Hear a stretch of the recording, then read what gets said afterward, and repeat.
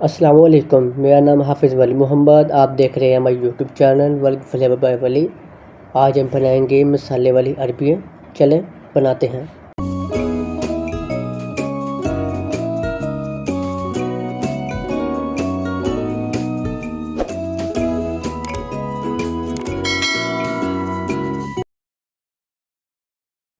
एक दूसरी मशीन लें, ऊपर जग रखें, जग को अच्छे से लगा लें। लगाने के बाद एक मीडियम साइज़ के टमाटर ऐड करें, 2 मीडियम साइज़ के प्याज ऐड करें, हाफ कप के करीब पानी ऐड करें। अब जूसर को 2 से 3 मिनट चलाएं ताकि इसका पेस्ट बनकर तैयार हो जाए। अब आप देख सकते हैं इसका पेस्ट बन चुका है। अब एक पतीली लें, 2 चम्मच घी ऐड करें। घी का वज़न 100 ग्राम है। घी को गर्म करें। गर्म करने के बाद पेस्ट ऐड करते हैं। अब इसको अच्छे से मिक्स करें। मिक्स करने के बाद अब इसमें 2 चम्मच सब्ज़ मिर्ची ऐड करें, हाफ टेबल स्पून हल्दी। अब इसको अच्छे से भूनें और इसका मसाला बना लें। मसाला बनने के बाद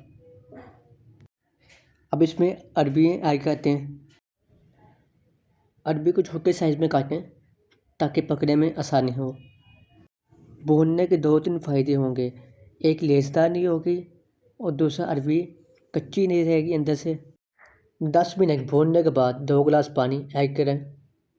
यह तकरीबन हाफ के जी के करीब पानी होगा। अब दोबारा से इसको 2 मिनट के लिए भूनें ताकि अरबियाँ अंदर से नरम हो जाएं और पानी बॉयल हो जाए ताकि अरबियाँ जल्दी से जल्दी पक सकें।